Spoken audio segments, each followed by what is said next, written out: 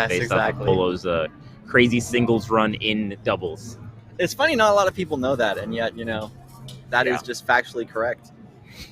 You can't prove me wrong. Polo Prove me texting wrong. Kid Cudi right now to say, thanks, bro. I've been thinking a lot about you. I've really been impressed with your acting career, and I love the new album. Oh, man. How do you feel about this next set? Who do you think is going to take it? I think I'm always a little partial to, like, the homie stuff. Maybe that's just me kind of look at the little fist bump. Maybe I just kind of want to see the friends win. And for all I know, West and Dacky have been friends like for life. So who knows? But I think I'm rooting for Amrak and Polo a little bit. Okay. Yeah, singles wise, it's the player distribution in terms of like single skill is actually very even across this particular 4 people. So who's to say? Yeah, that's actually a really, really good point. I think all of these guys are quite capable players. Beautiful knee from Polo, good awareness there. Might even get the up B once again. Nice. Ooh. Polo and Amrak taking those first 2 stocks with some relative ease. Nice little lead for them. Yeah, it really depends on how well they're able to hold on to this lead, because both of them are at kill percent right now, but they get another stock from it, and that's exactly what you want to see for Team Blue. Yeah. Dacky just being off stage like that, not where you want to be, because I guess he was hoping that the Peach would have enough intimidation to where no one was going to shine spike like that, because Peach was just on the right side ready to down smash, but props to Amrak for just going out there. Yeah, still a little curious what the 306 tag means, but I'm guessing area code. My numbers on, like, these guys live near each other. That's their area code for not Vancouver, but maybe like Burnaby or Surrey or something else. So that's my theory. I'm not sure. Maybe they like the 306th Pokemon a lot, whatever that would be. That'd be a good one. Or like TM 306, which there definitely are not that many TMs. Yeah, no TMs for sure. Like, but with each new Pokemon game, that number gets higher and higher. That's true. Oh, that's true. Yeah. We'll find out. I'll look up what 306 is for Pokemon. It's got to be that. Actually, there was a period of time, if you recall, where like people would, like pup players would have like TM 44, I believe, which was rest, and they'd kind of have like, that'd be like a fun little joke that they'd use as a tag. There were quite a few players that used to do stuff like that, or do like some other cool Pokemon move. Yeah, Logan actually did that at Summit, where they used the Calm Mind TM, whichever one that is, maybe like TM89. I don't really remember off the top of my head, but yeah, Calm Mind, just something, little things to keep you remembering what you're supposed to be remembering in the game. So maybe something along those lines, or they just like 306. I actually did not hear that. That is a very, very kind of fun, fun and like creative way to remind yourself like what you want to be doing in the set. So shout out to Logan, they're a very sick player. Yeah. Actually, I feel like Pew Pew was one of the first people I saw doing that. Self. Where they have, self-tag, and also doubles God, so yeah, maybe there's something to that. Yeah, just a little, we talked about this yesterday with the visualization. Like, there's all these little subtle optimizations that you can probably do. Beautiful dash attack, gonna cover it. Yep. All of a sudden, it looks like West and Nervy maybe able to take the stock. I keep saying Nervy, it's Dacky. I mean, it's Nervy. I don't know. Like, Nervy. you're seeing Nervy. It could be Dacky. We trying to figure it out. I don't understand it quite well enough yet, but we got a 1v1 situation here, and these lasers are building up really good damage on Amrak's end, but not the float height that you want, where you can be right below the platform and still being able to get the up airs, right? Just a little bit too high, so you get hit by the get up attack there. Yeah, it really just shows kind of how precise Peach can actually be. I think this is a character that, like, when people talk about technical characters, they'll often bring up something like Fox, but Peach is quite difficult to play at a high level.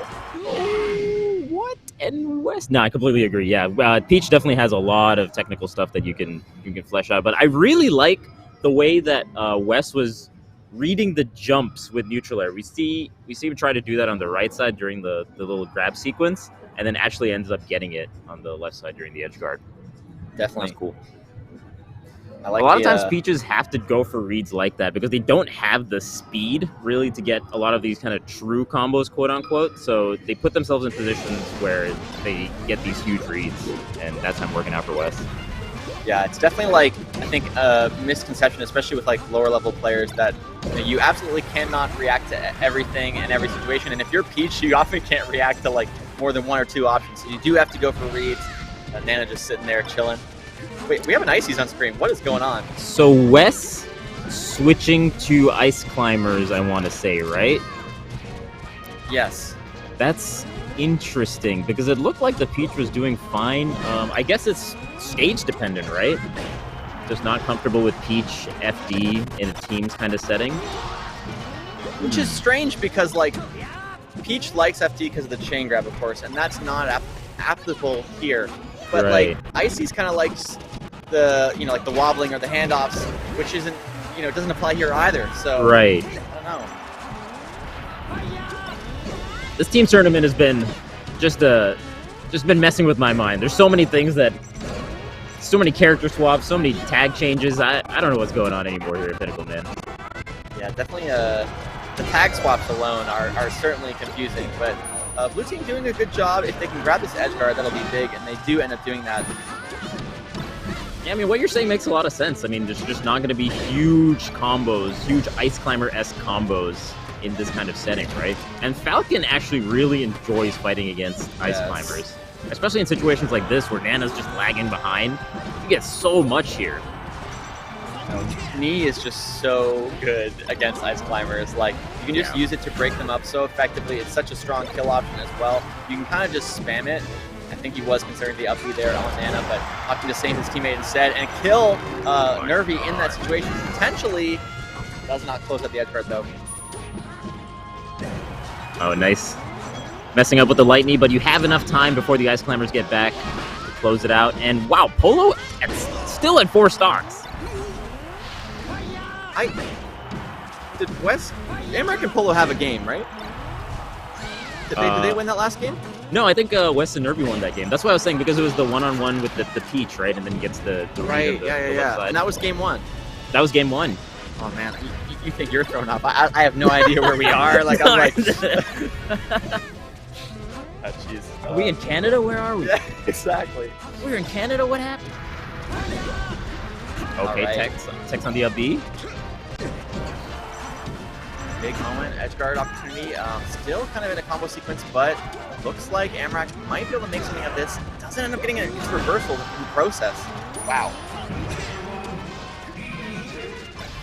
Not going to be able to close out the edge guard. The Invincible Fox throwing everything off and also getting a Shine Spug. Everyone at 1 stock, but Ice Climbers kind of at half a stock. Yeah, more than half. Not only were they at high percent, but they had lost their Nana, and now it is team combo time on a very, very, like punish-heavy stage, to say the least. Mm-hmm. That was a really good choice from Red Fox to do the Nair as Falcon was approaching in.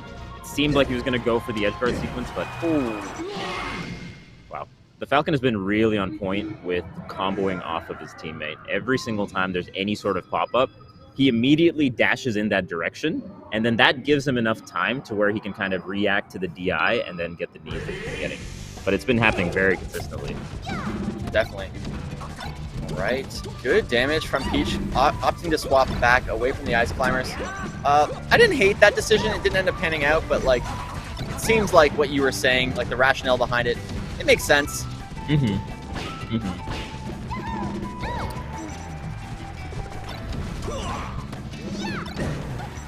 Gets me out of it after grabbing his own teammate. Very interesting character selections here, right? Because we were talking to Quiggles, who likes teaming with Ness, going Ice Climbers here, game 2 as a Peach main in teams on FD. I don't know what's going on in Canada, man. Yeah, we're a little bit different. We like to be a little bit creative. I don't even know. I have no Canadian jokes here. I have clearly just focused on the interesting team play, and that is a very, very good stomp. Going for the edge guard, but gets clipped by Dacky and saves his teammate in the process. Yeah, that's insane. 6 stocks to 6, though, so pretty even game. Depends on how long the Red Fox can hold on to this stock.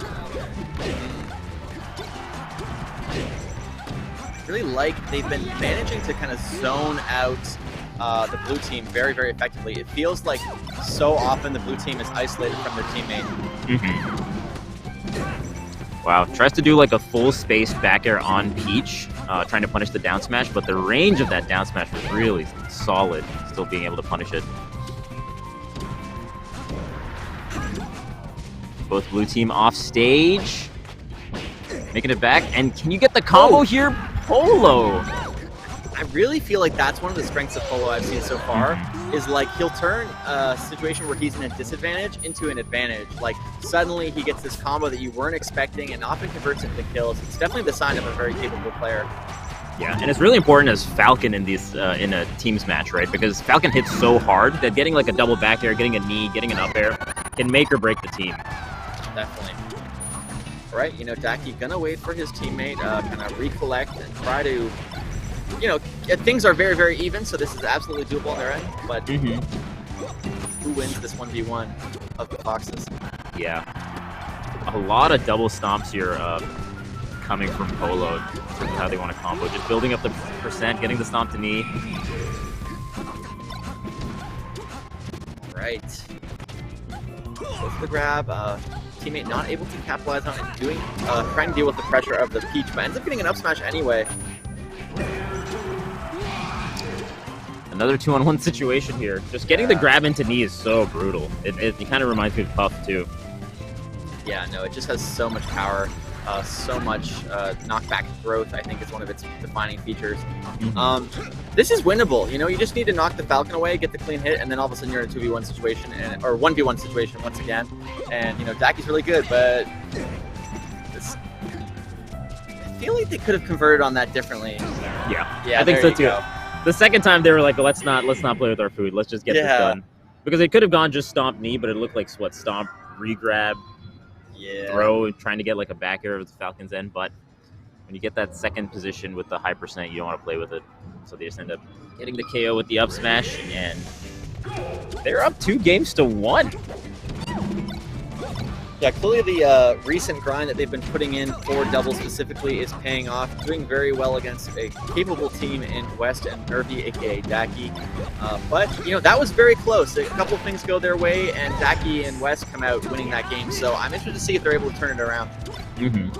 A lot of that is coming from the way that Polo is able to get some of these reversals and just get like the huge stomp percentages. Like, yeah, just that's such good recognition to be able to go off stage like that with the back air, just drifting as they're getting hit all the way off stage and getting in. Yeah, no, I really like the way he approaches this. Even manages to get back onto Randall. Not going to be able to live through that, but yeah, the target switching has been really smart. How he kind of, the punish options that he chooses in the first place are also really, really clever. Really, really cool stuff. Absolutely. Also a very whiff punishing kind of style that we're seeing. You know, just waiting for the Peach in particular is where it feels like Polo is really getting a lot of this damage. Yeah, definitely. But, you know, Falcon can combo Peach so effectively.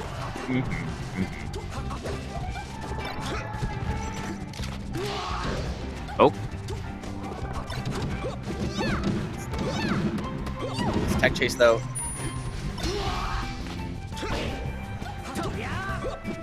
Yeah, even though the red team gets a grab combo, it looks like they're just a little bit off in terms of what they want to do. It can be really tricky at that particular percent that the Falcon is at, so don't blame them too much.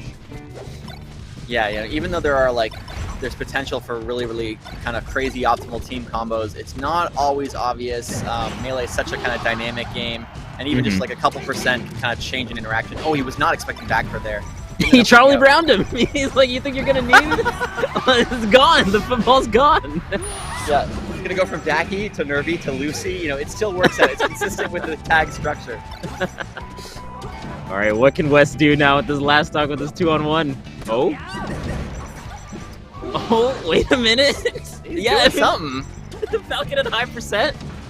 Hey, gets the reverse back air, sets up an edge guard, and manages to close it out. Oh my God, what is even going on? This might be the greatest team's comeback that we've ever seen. Is it happening, Wes? No, it is not. All right. Good stuff. For a moment, we believed, but it does end up going to blue team, Polo and Amrak, moving on and the other team going out at 5th. Or, yes, 5th. 5th, yeah, So- yeah. So now they are in top 4. Crazy teams tournament we've had so far. What was your favorite set that we got to commentate? I think Zuppy versus Zuppy and Nunn versus Webwipe and SB in particular was quite exciting. Are we doing a commentator swap? I'm not sure. All right, so we've been talking for a long time about doubles, but now it's time to give some credit to one of our sponsors, HyperX. We're currently commentating through the Quadcast S mic, or S mic. Sorry, I was like, is that a 5? Which you see below. Beautiful kind of RGB lighting, and the Alpha S headset. HyperX has been a consistent sponsor for so many esports events, and this is just one more at the Pinnacle 2021. So if you want to get some HyperX gear, you can check out it at ca.hyperx.com, and definitely want to check it out. Clearly, you can hear the sound quality now. Yeah. The other thing we want to shout out is the Quest to Conquer Cancer, the Princess Margaret Cancer Foundation, which is one of the top 5 cancer research centers in the world, and their work has helped revolutionize the fight against cancer. So please donate. They're going to be collecting donations throughout the entire weekend at tgs.gg/quest to conquer. Yeah, definitely check them out and help out a good cause here at Pinnacle. Yeah, I believe they're trying to reach 10K, so I really hope they get there. A couple other people to shout out. We want to make sure to mention Andromeda Consultants. They are, if you are looking to start your own event or kind of like negotiate with hotels and other events, you definitely want to check them out. They're kind of a service that will help get you better rates, get you kind of better setups, and save you some money in the long run. So check them out at andromedaconsultants.com. And last but not least, let's talk about Metafy. We did allude to this earlier, that Zuppy, among many other capable players, is a coach on Metafy, which is an online platform where you can get one-on-one coaching, VOD review, you name it, with top players of kind of pretty much every discipline. There's over 120 games, and if you want to get 15% off of all of your lessons, use the code TGS15. Yeah, no, it makes sense.